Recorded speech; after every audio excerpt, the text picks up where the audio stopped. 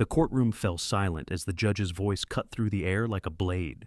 He ordered her to remove her uniform jacket, right there in front of everyone, claiming it was about neutrality and respect for the court. She stood alone at the defendant's table, accused of misconduct no one would explain. As the fabric slipped from her shoulders, a tattoo became visible across her back. The judge's face went white. His words died mid-sentence. He stared at the ink like he'd just seen a ghost, because in that moment, he realized he had no authority over the woman standing before him. From which city in the world are you watching this video today? If you enjoy stories like this, I'd really appreciate it if you subscribed. What happened next would change everything. The federal courthouse stood silent in the early morning light, its marble columns casting long shadows across the empty plaza. Inside, the air smelled of old wood and floor polish, the kind of scent that clung to places where judgment was passed down like ritual. Sunlight filtered through tall windows, cutting sharp angles across rows of empty benches. Dust particles floated in the beams, suspended in the stillness. The building seemed to hold its breath, waiting. Footsteps echoed down the hallway, measured and deliberate. Sergeant Riva Cullen walked alone, her army dress uniform crisp and pressed, every crease exact. She carried no briefcase, no files, no lawyer trailing behind her, just herself. Her shoes clicked against the polished floor in a steady rhythm that never faltered. She pushed through the heavy courtroom doors and stepped inside. The space swallowed her footfalls. High ceilings, dark wood paneling, the judge's bench elevated like a throne. She moved to the defendant's table and sat down, placing her hands flat on the surface. Then she waited. Her breathing was even, her posture perfect. Not the nervous stillness of someone trying to appear calm, but the real thing. The kind of composure that came from somewhere deeper than nerves. She checked her watch once, then let her eyes settle on the empty judge's bench. Minutes passed. The silence in the room felt alive, pressing in from all sides.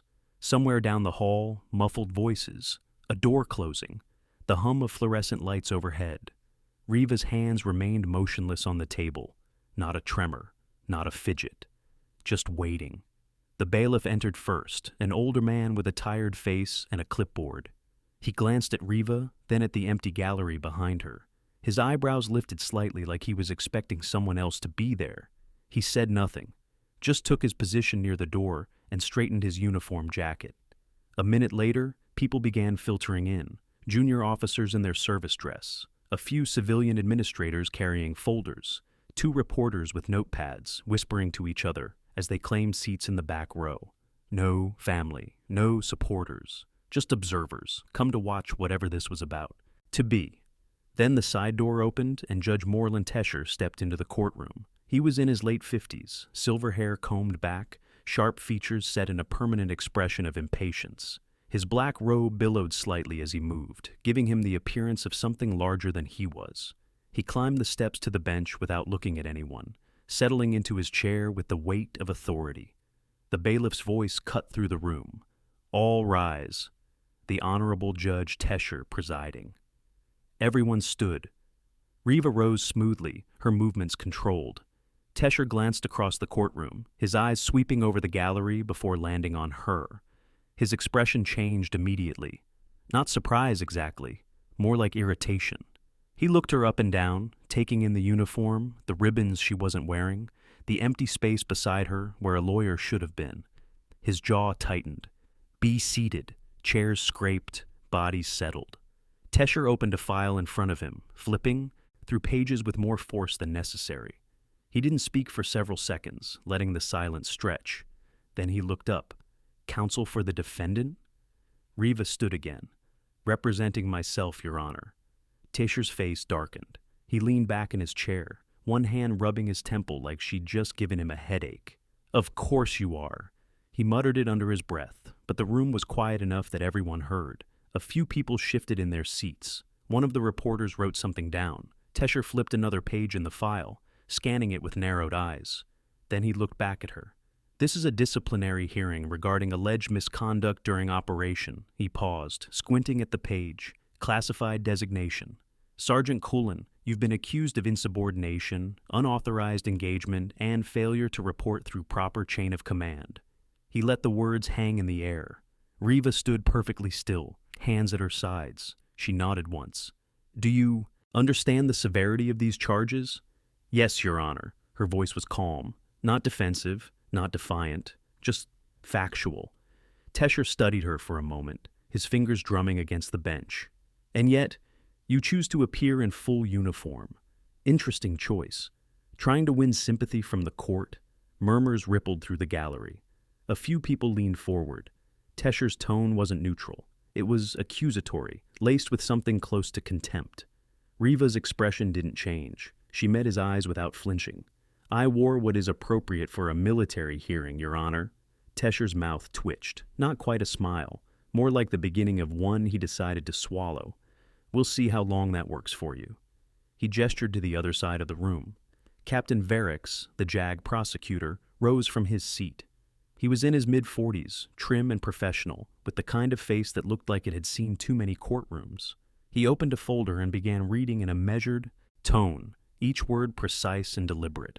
Sergeant Cullen was deployed to a forward operating base in an undisclosed location.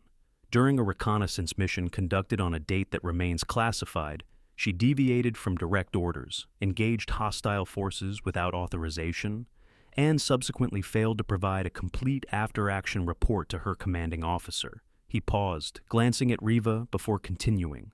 Documents submitted to this court include operational maps with redacted coordinates, radio transcripts with blacked-out time stamps, and testimony from her commanding officer, who filed a formal complaint.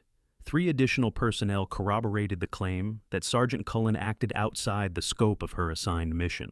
This hearing will determine whether her actions constitute grounds for disciplinary action, up to and including discharge from service. Verix set the folder down.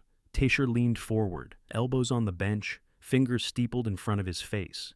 He looked at Riva like he was trying to solve a puzzle he found distasteful. Sergeant, do you dispute these facts? Riva's voice remained steady.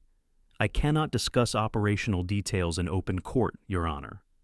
Tesher's expression shifted. Something between amusement and annoyance. How convenient. A few people in the gallery chuckled, not loud, just enough to fill the space. Tesher let it happen, didn't call for order. He leaned back again, crossing his arms. Let me make something clear, Sergeant. This court does not operate on a need-to-know basis. You will answer questions directly, or I will hold you in contempt. Do you understand? Riva nodded once. With respect, Your Honor, I am bound by operational security protocols. I cannot disclose classified information without proper clearance authorization. Tesher's eyes narrowed. His fingers gripped the edge of the bench. You're bound by my authority in this courtroom, not by whatever protocols you think protect you. The temperature in the room seemed to drop. People stopped shifting, stopped whispering. Everyone could feel it now, the line being drawn. Tesher wasn't just frustrated, he was angry, and he was making sure everyone knew it. Riva stood perfectly still, her face unreadable. She said nothing, didn't argue, didn't defend, just silence. Tesher let the moment stretch, then turned to Verix. Continue. Verix cleared his throat, flipping to another page. The commanding officer's statement indicates that Sergeant Cullen was ordered to conduct reconnaissance only. Her mission parameters explicitly prohibited engagement unless fired upon. Despite this, radio logs show she initiated contact with hostile forces and maintained her position for an extended period, well beyond the scope of her assignment. When questioned afterward, she refused to provide details, citing classification concerns. Tesher interrupted. Refused to provide details to her commanding officer? Verix hesitated. That is correct, Your Honor. Tesher looked back at Riva, his expression almost victorious. So, not only did you disobey orders, you refused to explain yourself to the people who have every right to know. Is that an accurate summary? Riva's jaw tightened, just barely. The first crack in her composure, but her voice stayed calm. I reported what I was authorized to report, Your Honor. Tesher scoffed. Authorized by whom? Yourself? The room went quiet again. This wasn't just a hearing anymore. It was becoming a spectacle. Tesher was enjoying it, leaning into the power imbalance, making sure everyone could see that he was in control. Riva didn't respond, didn't rise to the bait. She just stood there, absorbing it all without giving anything back. Tesher leaned forward, his voice dropping to something quieter but no less sharp. "Tell me, Sergeant, why did you choose to wear your dress uniform today?" Riva blinked once, the question clearly not what she expected. "It is appropriate attire for a military hearing, Your Honor." Tesher smiled, not warmly, coldly. "Or is it theater? A costume to make yourself look honorable when your actions suggest otherwise." Gasps rippled through the gallery. Even Varric shifted uncomfortably. This was crossing a line. Everyone could feel it. But Tesher didn't care. He kept going. "You stand there in that uniform, hiding behind protocols and classifications, refusing to answer basic questions about your conduct. It's performative, and it's insulting to this court." Riva's hands curled into fists at her sides, just for a second. Then she released them. Her voice, when she spoke, was steady but harder now. "I have served honorably, Your Honor." Tesher's smile widened. "That remains to be seen." He sat back, considering her for a long moment. Then he made a decision. You could see it in his eyes, the shift from frustration to something more calculated. He wanted to prove a point, wanted to strip away whatever protection she thought the uniform gave her. He folded his hands on the bench. "I think we need to level the playing field, remove the jacket." The room went completely silent, not a breath, not a movement, just shock hanging in the air like smoke. Riva stared at him, her expression finally showing something. Not fear, not anger, something colder. Calculation. "Your Honor, I respectfully object." Tesher cut her off. "It's not a request. You claim the uniform is appropriate. Fine. But in this court, we maintain neutrality. The jacket creates an unnecessary bias. Remove it. Now." Varric stood, his face pale. "Your Honor, this is highly irregular. I don't see how this serves the proceedings." Tesher turned his glare on the prosecutor. "Captain, unless you're switching sides and defending her, sit down." Varric hesitated. His mouth opened, then closed. He sat, slowly. His eyes flicked to Riva, something almost apologetic in them. But he didn't speak again. Tesher turned back to Riva, waiting. The entire courtroom waited with him. Riva stood frozen for a moment, her mind clearly working through options. Then she exhaled, slow and controlled. She reached for the first button of her jacket. The sound of it coming undone was loud in the silence, then the second, the third. Each one felt like a countdown. People leaned forward, confused about what they were witnessing, but unable to look away. Tesher watched her with satisfaction, arms crossed like he'd won. Riva finished unbuttoning the jacket and paused. Then she turned slightly, angling her body as she began to slide it off her shoulders. That's when it happened. As the fabric fell away, her back became visible, and there, across her left shoulder blade and upper back, stark against her white undershirt, was a tattoo. Not decorative, not artistic in the traditional sense, precise, geometric, black ink forming a pattern of overlapping lines and shapes, with alphanumeric codes woven through the design. And at the center, unmistakable, a broken compass rose, no cardinal directions, just fragments, pointing nowhere. The courtroom didn't react immediately. Most people didn't understand what they were looking at, just a tattoo. Strange maybe, but nothing that explained what happened next, because a few people in the room did understand, and their reactions told the real story. Tesher's face changed, the smugness drained away like water from a broken glass. His eyes locked on the tattoo and stayed there. His mouth opened slightly, but no sound came out. 5 seconds passed, then 10. He just stared, his entire body rigid. In the back row, Lieutenant Colonel Sareth Nail stood abruptly, her chair scraping loudly against the floor. Her hand went to her mouth. A senior officer in the front row stopped breathing, his eyes wide and fixed on Riva's back. Riva stood perfectly still, jacket in her hands, her back partially visible to the room. She didn't turn around, didn't speak, just waited. Tesher's hand gripped the edge of the bench so hard his knuckles went white. His breathing quickened. When he finally spoke, his voice shook. "Recess. 30 minutes. Clear the courtroom. Now." Chaos erupted. People stood, confused, looking at each other for answers. The bailiff hesitated, clearly not understanding the sudden shift. Tesher's voice rose, almost panicking. I said, clear the courtroom. The bailiff moved then, ushering people toward the doors. Reporters protested, trying to stay, but they were pushed out along with everyone else. Officers filed out, whispering urgently to each other. Nail was already gone, phone pressed to her ear as she disappeared into the hallway. Within 2 minutes, the gallery was empty. Only Tesher, Varex, the bailiff, and Riva remained. Tesher sat frozen at the bench, still staring at her back. Riva turned slowly, pulling her jacket back on.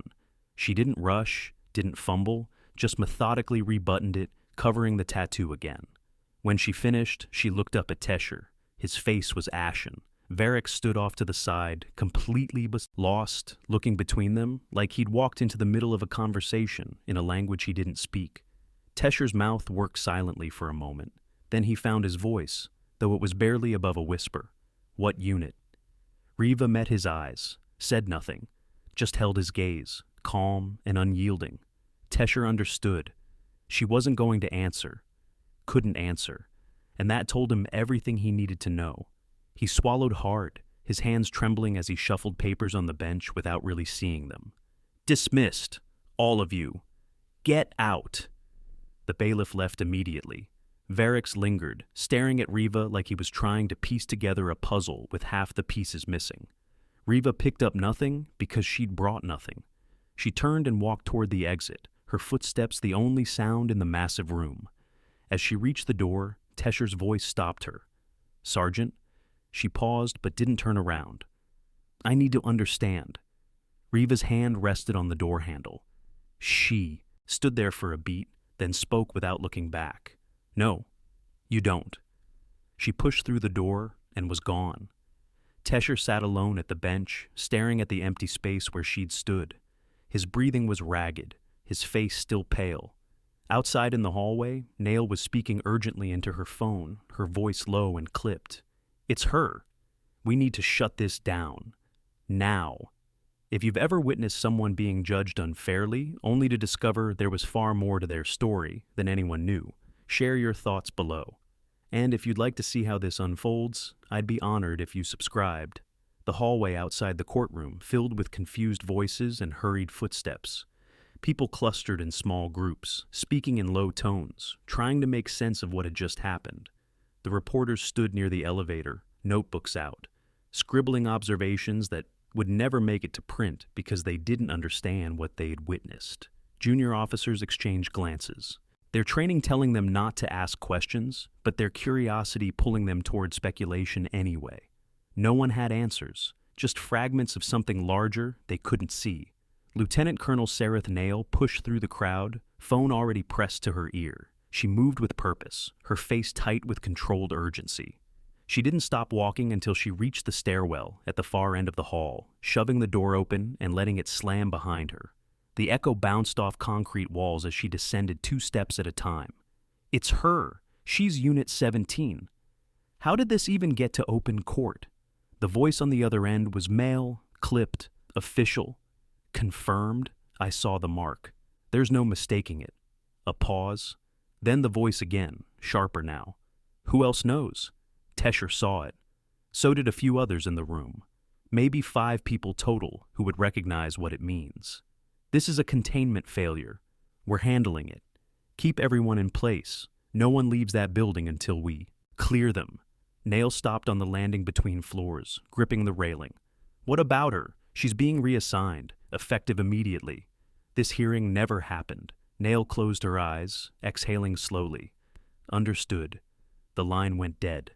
She stood there for a moment, staring at the blank screen of her phone. Then she turned and climbed back up the stairs, slower this time. When she re-entered the hallway, the crowd had thinned slightly. A bailiff was making announcements, telling people the hearing had been postponed indefinitely and they needed to clear the area. Confusion turned to frustration. A reporter tried to approach the bailiff with questions but was waved off. Nail watched it all from the edge of the corridor, her face unreadable. Inside the courtroom, Tesher sat alone at the bench.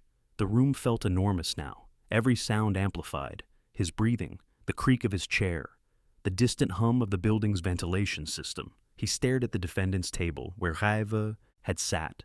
His hands still trembled. He'd seen things in his career, classified cases, sensitive operations. But nothing like this. Nothing that made him feel like the floor had dropped out from under him. He pulled his laptop closer and opened a secure database he rarely accessed. His clearance was high, but not unlimited. He typed Riva's name into the search field. The results came back immediately. Her service record appeared, standard military format. Deployments listed, but locations redacted. Commendations mentioned, but details blacked out. Then, at the bottom of the file, a single line in red text. Restricted access. Contact Department of Defense immediately. Tesher clicked on it. A new window opened, asking for additional authentication. He entered his credentials. The screen went blank for a moment, then displayed a message. Your request has been logged. You do not have clearance to view this file. A notification has been sent to the appropriate oversight authority. Tesher stared at the screen. His mouth went dry. He'd just triggered an alert somewhere, in some office he'd never heard of, telling people he didn't know that he'd tried to access information he wasn't supposed to see. He closed the laptop slowly, like it might explode if he moved too fast. Then he reached for his phone. His hand hovered over it. Who was he supposed to call? His clerk? No, that would just raise more questions. His superior? The thought made his stomach turn. He had no idea how far up this went, or who already knew. The door to his chambers opened without a knock. Tesher looked up sharply. A man stepped inside, mid-50s, gray suit, no identification visible. He closed the door behind him and stood there, hands clasped in front of him, waiting.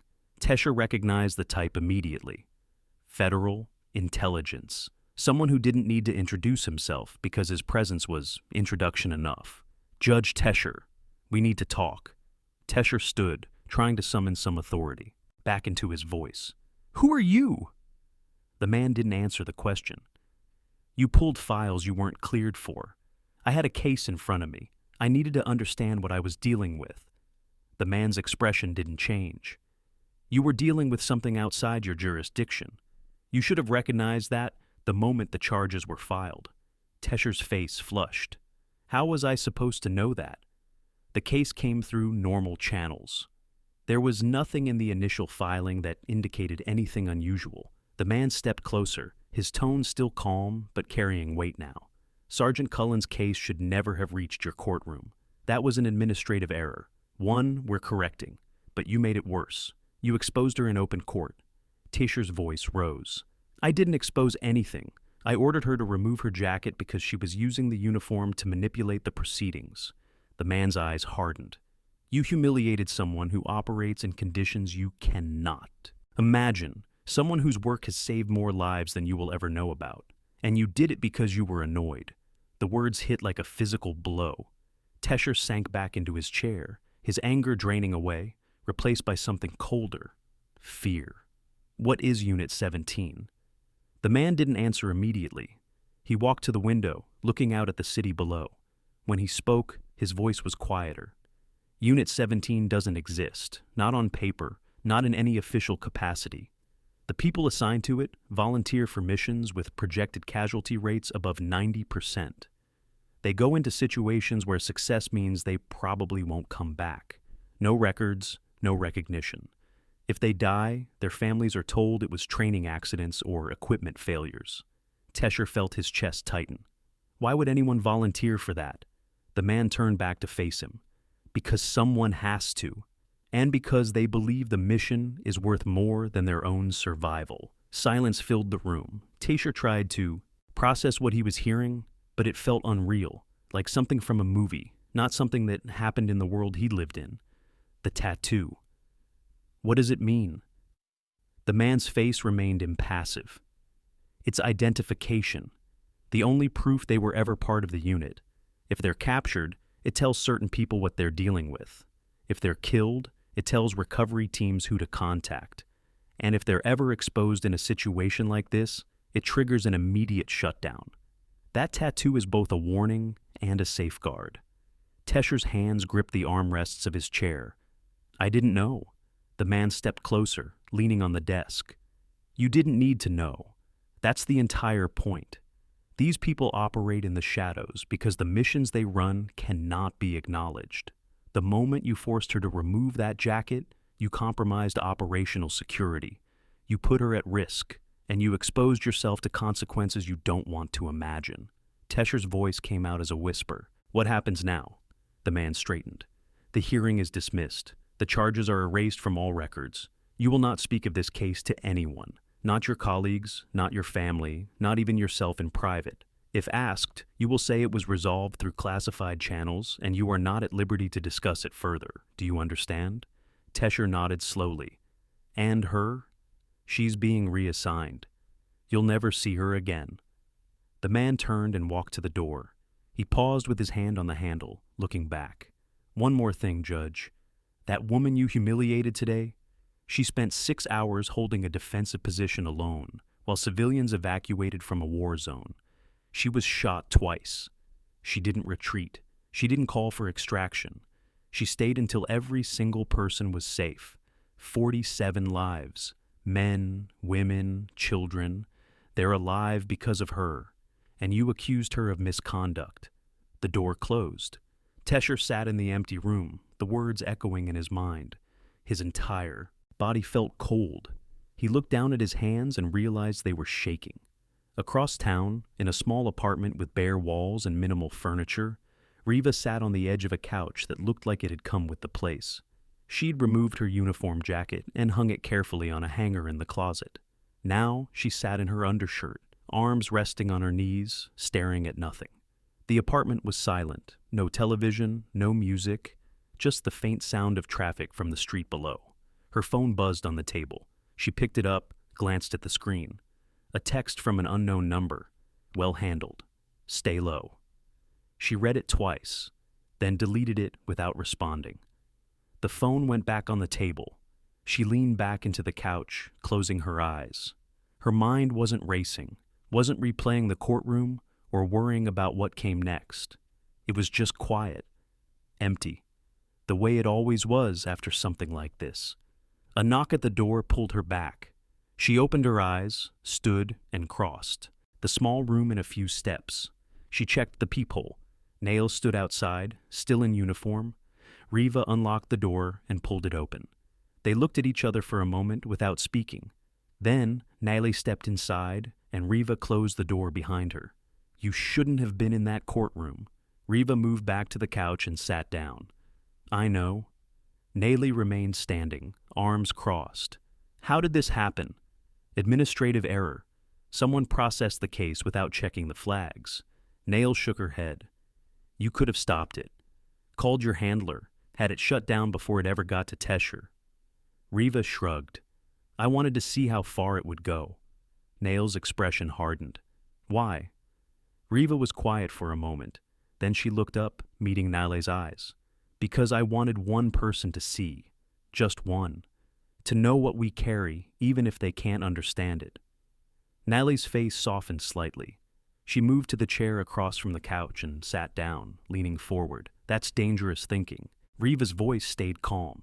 Everything we do is dangerous. They sat in silence. Outside, a siren wailed past, fading into the distance. Nail finally spoke again, her tone quieter now. 72 hours. New assignment. Riva nodded. I know. Nail stood, straightening her uniform. Take care of yourself. Riva stood as well. They shook hands, the gesture formal but carrying weight. Nail walked to the door, paused, looked back. For what it's worth, you deserve better than that hearing. Riva's expression didn't change. I got what I expected. Nail left. Riva locked the door behind her and returned to the couch. She sat for another minute, then stood and walked to the bedroom. A duffel bag sat on the floor, already half packed. She pulled clothes from the closet, folding them with mechanical precision, every movement efficient, no wasted motion. The bag filled quickly. When she finished, she zipped it closed and set it by the door.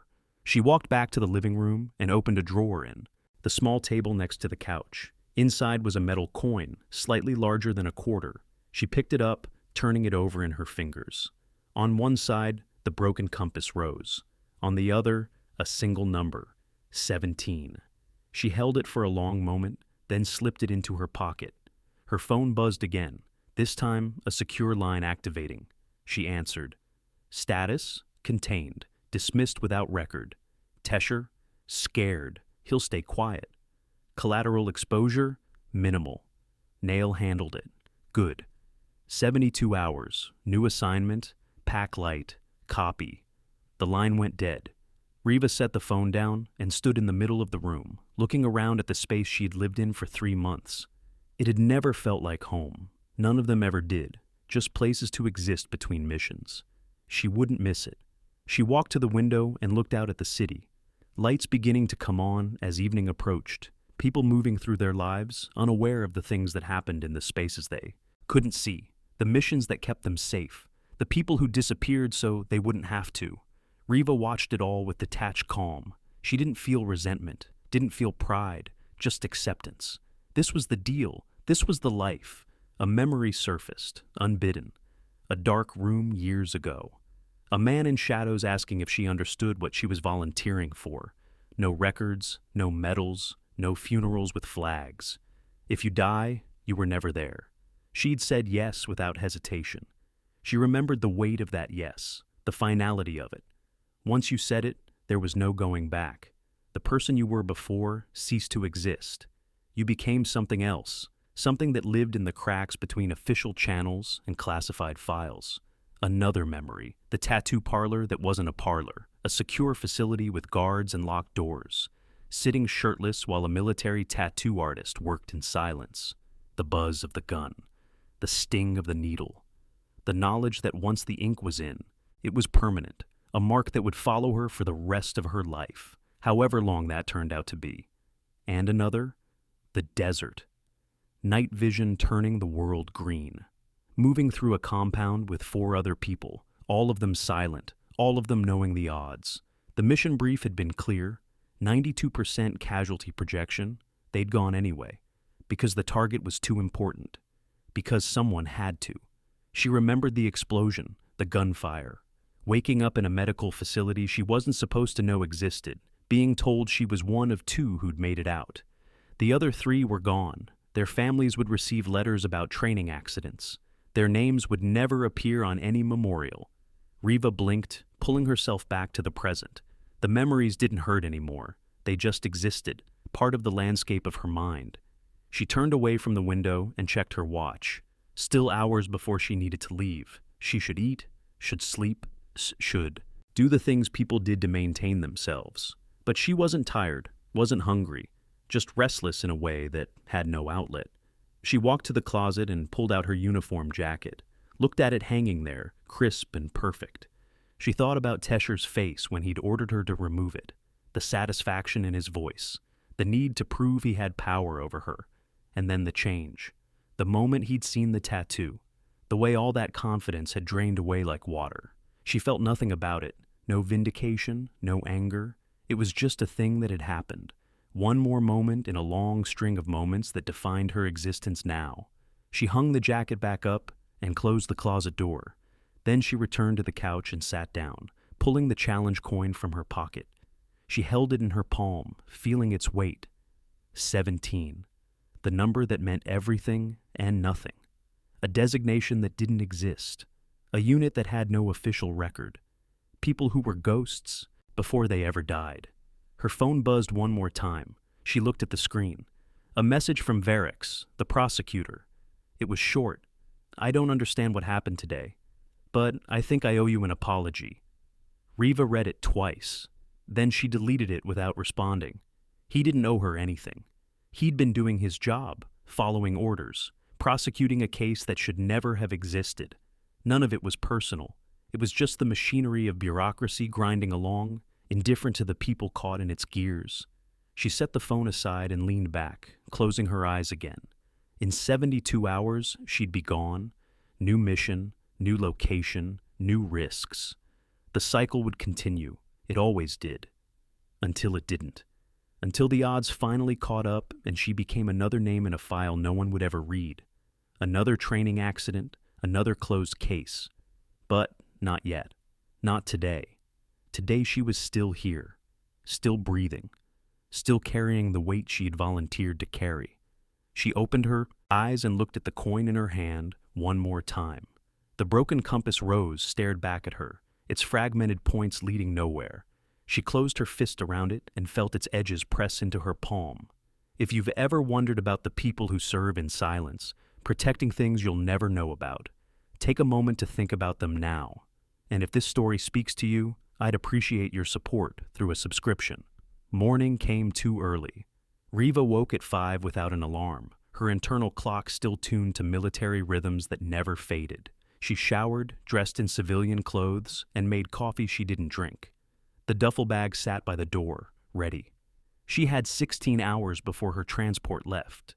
16 hours to exist in a space between one mission and the next. She sat on the couch and waited for time to pass. At 8, her phone rang. Not a text, an actual call. She looked at the screen. Blocked number. She answered. Sergeant Cullen, there's been a development. She recognized the voice. Her handler. A man she'd spoken to dozens of times but never met face to face. What kind of development? Judge Tesher has requested a meeting. This morning, he wants to speak with you directly.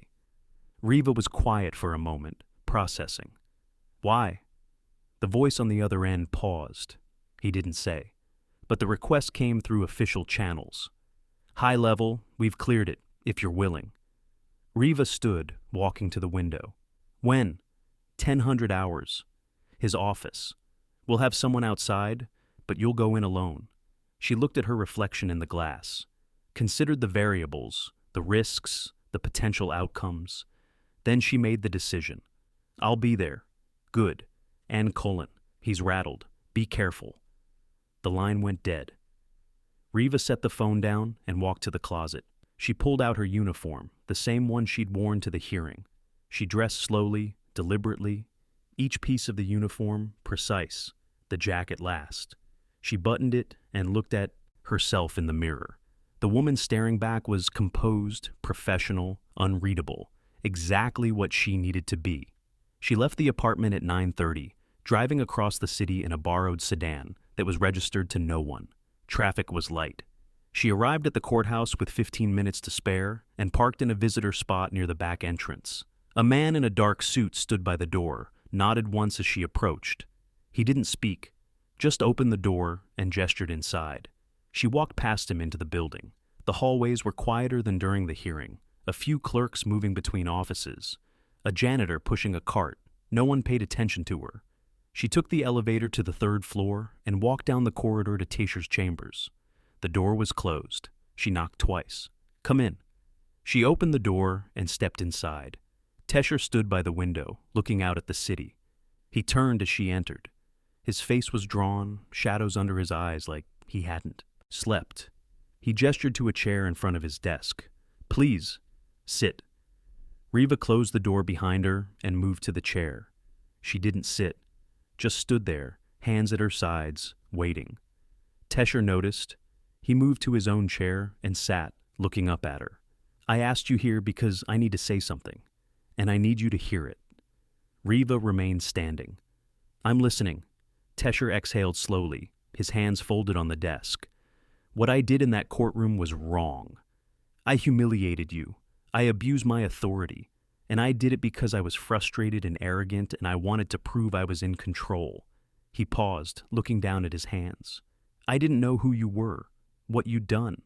But that's not an excuse. I should have recognized that the case was unusual, that there were things I didn't understand. Instead, I made it about my ego. Riva's expression didn't change. Is that all? Tesher looked up, something almost pleading in his eyes. No, I need you to understand something. I've spent my entire career believing that the courtroom is where justice happens, that the law is the highest authority. But you showed me there are things beyond that, things the law can't touch, and I don't know how to reconcile that. Riva finally moved, stepping closer to the desk. You don't need to reconcile it. You just need to accept it. Tesher leaned back in his chair. How do you live with that? Knowing what you do exists outside every system we've built? Riva's voice stayed calm, matter of fact. Because those systems only work if someone protects them. And sometimes protection means doing things the systems can't acknowledge. Tesher was quiet for a long moment. Then he reached into his desk drawer and pulled out a folder. He opened it and turned it toward her. Inside were photos. Civilians being loaded onto trucks, women holding children, elderly men being helped by soldiers. A village in the process of evacuation. Riva looked at the images without touching them. I was given access to part of your file, not all of it, just enough to understand what the charges were really about. He pointed to one of the photos. 47 people. That's how many you saved. The mission brief said reconnaissance only, no engagement. But you saw what was happening, and you stayed. You held a defensive position for 6 hours while they evacuated. Alone. Riva's jaw tightened slightly. That information is classified. Tisha nodded. I know. I was told to forget it the moment I saw it, but I can't. Because I charge you with misconduct for saving those lives. He closed the folder and pushed it across the desk toward her. I wanted you to see these, to know that I know, even if I can never say it out loud. Riva looked at the folder, then back at Tesher. Why does it matter? The hearing is over. The charges are dismissed. This doesn't change anything. Tisher's voice dropped. It matters to me. Riva picked up the folder, glanced through the photos one more time. She saw faces she remembered.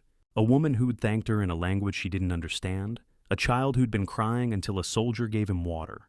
An old man who'd refused to leave until everyone else was safe. She closed the folder and set it back on the desk. The insubordination charge. That was me refusing to abandon them when command ordered me to pull back. The unauthorized engagement was holding the line when I was told to retreat. The failure to report was not being able to explain any of it without compromising operational security. Tesher's hands trembled slightly. You could have told me that. Riva shook her head. No, I couldn't. Because the moment I explain, I expose the mission. I expose the people involved. I put future operations at risk. The silence is part of the job. Tesher stood, moving around the desk to face her directly. Then, why are you telling me now? Because you need to understand what you tried to destroy. You need to carry that. So the next time something doesn't make sense, the next time someone can't explain themselves, you remember this moment. Tesher looked like he'd been struck. He stepped back, leaning against the desk for support. I'm sorry. I know that doesn't fix anything, but I am truly, deeply sorry. Riva studied him for a moment. Then she did something unexpected. She extended her hand.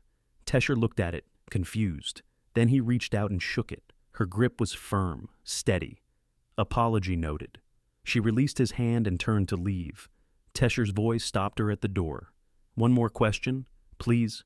She paused, hand on the doorknob. The tattoo. Why make it visible at all? Why not keep it completely hidden? Riva looked back at him.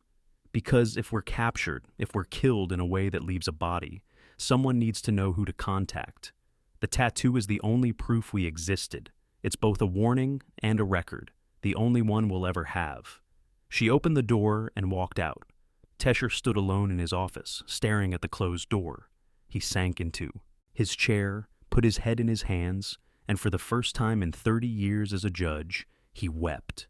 Riva left the building the same way she'd entered, through the back. The man in the dark suit was gone. She got in her car and drove, not back to her apartment, but to a different part of the city. She parked outside a small diner and went inside. The place was half empty, the lunch rush still an hour away. She sat in a booth by the window and ordered coffee. It arrived in a chipped mug, too hot to drink. She wrapped her hands around it and stared out at the street. A woman walked by, pushing a stroller. A businessman talked on his phone, gesturing with his free hand. 2 teenagers laughed about something on their phones, normal life, ordinary moments. None of them knew about the things that happened in the shadows to keep their world safe. They didn't need to know. That was the point. Her phone buzzed. A text from Nail. Heard you met with Tesher. How did it go? Riva typed back. He apologized. I accepted. 3 dots appeared, then disappeared, then appeared again. You're more forgiving than I would be. Riva considered that. Typed a response. It's not forgiveness. It's closure. He needed to say it. I needed him to understand. Now it's done. The dots appeared one more time. Be safe out there. Riva set the phone down and looked back out the window. The coffee had cooled enough to drink. She took a sip. It was terrible, weak and bitter at the same time. She drank it anyway. At 4 in the afternoon, she returned to her apartment for the last time. She did a final sweep of the rooms, making sure nothing was left behind. The closet was empty, the drawers were empty. The bathroom held no trace of her. It was as if no one had ever lived there. She picked up her duffel bag, took one last look around, and left. The door locked behind her with a soft click. She drove to a military airfield on the outskirts of the city. The guard at the gate checked her ID, made a phone call, then waved her through. She parked near a hangar where a small transport plane sat waiting, engines already running. 2 crew members in flight suits stood by the loading ramp. She walked up to them. "Sergeant Cullen?" "That's me." One of them gestured to the plane. "We're ready when you are. Flight time is 6 hours. There's a seat in the back. Not much in the way of comfort, but it'll get you there." "Where's there?" The crew member smiled slightly. "Above my pay grade to know." Riva nodded and walked up the ramp. The interior of the plane was stripped down, utilitarian. Metal seats bolted to the floor, cargo netting, the smell of oil and exhaust. She found a seat near a window and strapped in. The crew members followed, secured the ramp, and moved to the cockpit. A minute later, the engines roared louder and the plane began to move. She looked out the window as they taxied to the runway. The city sprawled in the distance, lights beginning to come on as evening approached. She thought about Tesher in his office, about Nail filing away reports, about Varrics trying to make sense of a case that made no sense, about all the people who existed in the visible world, governed by laws and systems and structures. And then she thought about the others, the ones like her, the ones who moved through spaces those systems couldn't reach. The plane lifted off, climbing steeply. The city fell away below, shrinking to a grid of lights and shadows. Riva closed her eyes and let herself drift. She didn't sleep. Just existed in the space between thought and awareness, letting the vibration of the engines fill her mind. 6 hours later, the plane touched down at a location she didn't recognize. Desert, mountains in the distance, a base that didn't appear on any map. She collected her bag and stepped out into air that was hot and dry, carrying the scent of dust and something burning far away. A jeep waited on the tarmac. The driver was a woman in fatigues, no rank visible. "Sergeant Cullen, welcome. I'll take you to processing." They drove in silence through the base. Low buildings, fences topped with razor wire, soldiers moving with purpose. No one looked at them. No one asked questions. They stopped in front of a nondescript structure. The driver pointed. "Inside. Second door on the left. They're expecting you."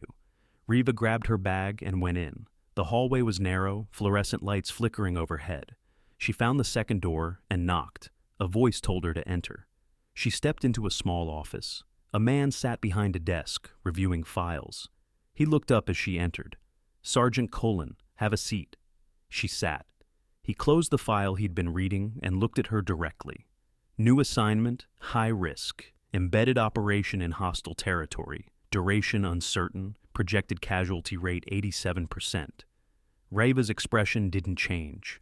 "I understand." The man slid a folder across the desk. "Mission brief. You have 24 hours to prepare. Questions?"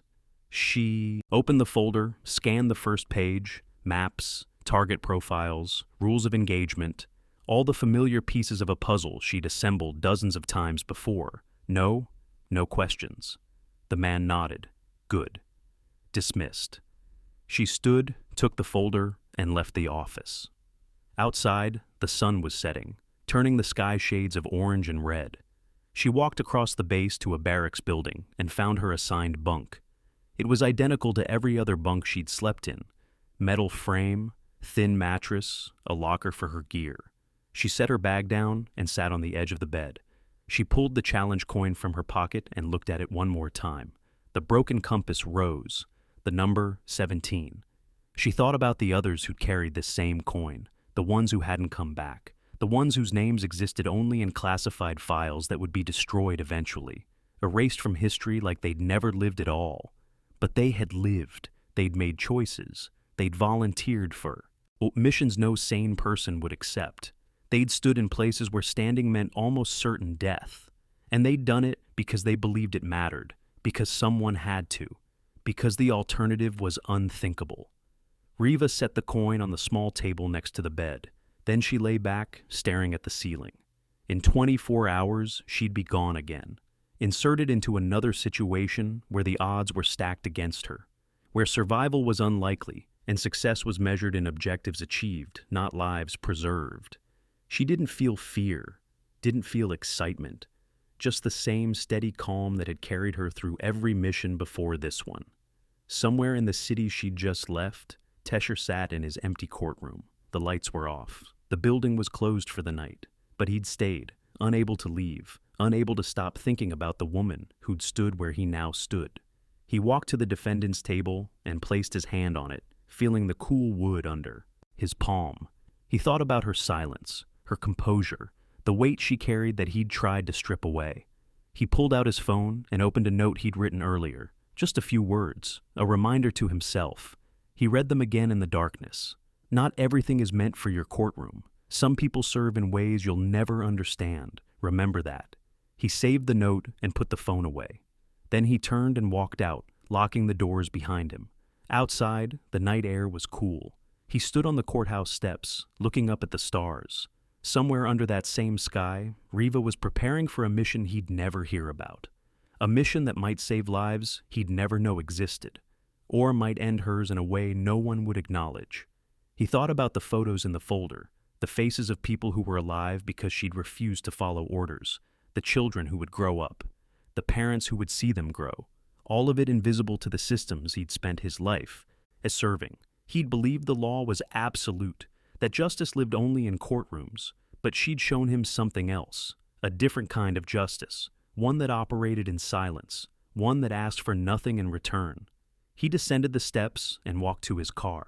When he got home, he'd pour a drink he wouldn't finish and sit in the dark trying to reconcile what he'd learned, trying to understand how to move forward knowing what he now knew.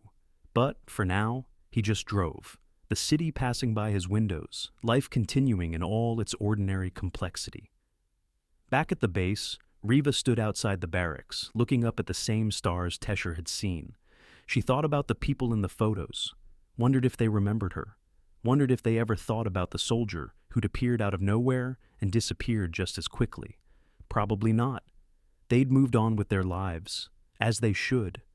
That was the point of what she did, to give people the chance to forget, to live without knowing how close they'd come to something else. She reached into her pocket and felt the coin there, solid, real, the only proof she existed in the way she existed. She didn't take it out, just held it through the fabric, feeling its shape. Then she turned and went back inside. Tomorrow would come. The mission would begin. And she would do what she'd always done. Step into the dark. Stand where others couldn't. Carry what others wouldn't. Until the day the odds caught up. Or the day they didn't. The stars continued their slow rotation overhead. The night deepened, and in the spaces between what was known and what could never be spoken, people like Riva prepared to do the things that kept the visible world turning. Invisible, unacknowledged, essential. The broken compass rose pointed nowhere because there was no single direction for people like her. Just forward, always forward, into whatever came next. Have you ever stopped to think about the sacrifices made by people you'll never meet in places you'll never hear about? Take a moment to honor that kind of service. And if this story touched you, I'd be grateful for your subscription as we share more stories like this.